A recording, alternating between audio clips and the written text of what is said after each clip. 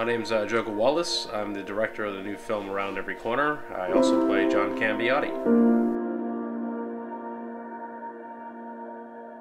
Around Every Corner is a very, very special movie to myself and hopefully a lot of the great performers and people behind the scenes, because there's a real message in this film. You don't always have an opportunity to create a film and to put something out there that really says something to the viewers. I'm not out here to preach or to drive a point home, but it's nice when you do have a film that you can entertain with and also bring home something, a message to the audience, say, you know, there is hope, there's something there, especially in a film that has to deal with addiction and I think more than addiction, you know, families breaking apart, and the deconstructing of the human condition is really what this character of John is all about. On the surface level, you might say, well, he's an addict, or he's a writer, or he's this, but nobody lives on a surface level. When you really go with this character, what it is he's the deconstruction of a human being. You take somebody that has these dreams and these aspirations and all of these great goals, and you keep going further and further down the psyche, and you get into his self-loathing and his self-confidence problems and things like that. They start to break apart, and the character kind of implodes from within. But a lot of us as, you know, individuals, we're our own worst enemies. And this character of John has so many great endearing qualities, but as he went into the business, as he got in deeper and deeper and kind of lost himself within and had to be using these substances as a crutch, he became something that was, you know, a shell of himself. And a lot of us go through that. You don't have to be in the creative aspects. It could be in a relationship or just yourself getting out of bed. There's always something that you might hold on to that you use as a crutch. It doesn't have to be drugs or alcohol. And John, I think, is a representation of that. He's that every person's who falls to their demons, and there's so much potential there. And what this character really is saying is, don't give up. There's always something else out there. There's always something better. There's always something in you that people didn't see, or some people did see it. For example, the character Kara and even Jimmy, some of these Mike, these people, and the book publisher Dennis. These people saw a potential in John, and I think when there's something there, you have to know that you have to fight and keep fighting. Don't give up the good fight. Keep going, keep moving forward, and things will change around every corner. Something will happen, and really that's what the title of this movie is saying, that life will go on, unfortunately, without you. Hopefully with you bettering yourself, something will always happen. And keep going, keep fighting, get up for one more round. Give all you can to something, commit to something, love something, give your whole to something. And when you do that, great things can truly happen. You have the opportunity to maybe change not just your life, but the lives of people around you. And I think John's character, when he finally comes back and realizes that he made his own individual mistakes, that's when change can happen. You have to look into yourself and say, well, where am I messing up here? I mean, a lot of people go through life and people will tell them, well, you're messing up on this, or you're messing up on this, and this isn't working out. But when you as an individual want to change, you have to be the first person to say, there's a problem here. There's something that's just not working. Marty's not lying. My family was everything to me. They were my heart, they were my soul, and they're gone now. I lost all motivation for everything, alright? When you do that, is all I have left. You can then do anything. Self-realization, self-analyzation, I think, is a key to any scenario, good or bad. Even when you're going to pursue anything in life, you know, is this something that's realistic? Is it something that I can do? Is it something that I should be doing?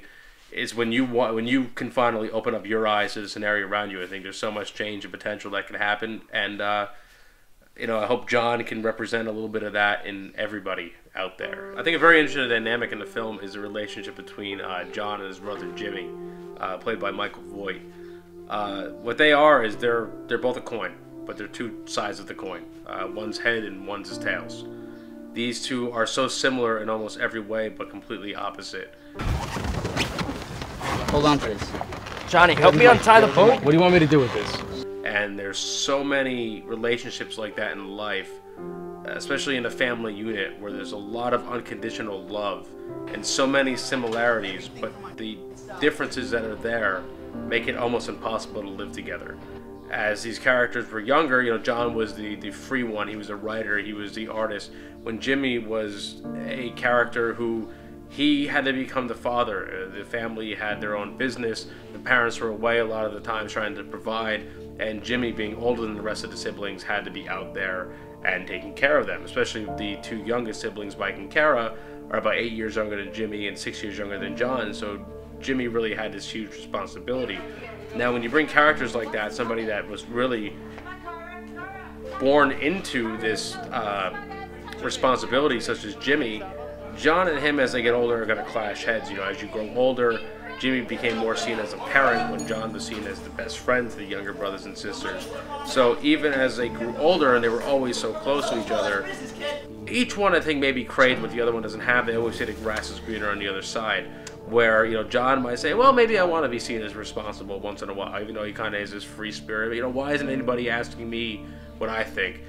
Jimmy is doing the same thing. Why aren't people just saying, hey, Jimmy, you want to hang out? You know, there's a scene in the beginning of the film where you see the characters actually in their teenage years, where John is seeking a cigarette with his younger brother, Mike, and Jimmy's off to the side. So almost at the same time, where John is doing something wrong with Mike, as, you know, kids should not be out there smoking, but I'm sure Jimmy, in his own sense, is saying, you know, why wasn't I asked to be included in this? You know, the brothers have this moment together, and the sisters even there. You know, why am I to decide? Why aren't I able to have this camaraderie and this story to tell among my brothers? Where at that point there was this love for each other, but there's never that respect anymore. There was never this smile. Nobody was happy. They were going through their emotions. When you first see the family together, they're working hard, and you can tell there's a tension in the air. There's something that's missing because the puzzle's not complete.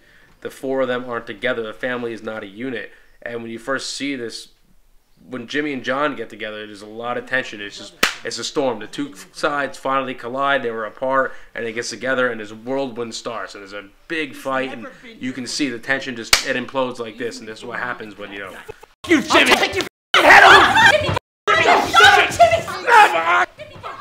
The storms hit, and there's something's going to happen. But as the film progresses and you see the family grow again as a unit and break themselves down, we even use similar music from the beginning of the film when they're children to when the family gets together again. The same music's playing, the same style of shooting is going on to show the families almost like children again. They're almost growing back together. It's an entire reconstruction of a unit that was broken down. It shows something special happened. And then say you take the character of Jimmy and even John, who the characters really aren't smiling a lot when you first meet them.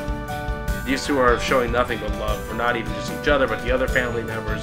And they look so happy to the point where they get, you know, the family's finally back together and they're on the lake together and they're pushing each other on and off the boat and they're laughing. And the whole family finally looks like they looked at the beginning of the film when you see just this happy unit together.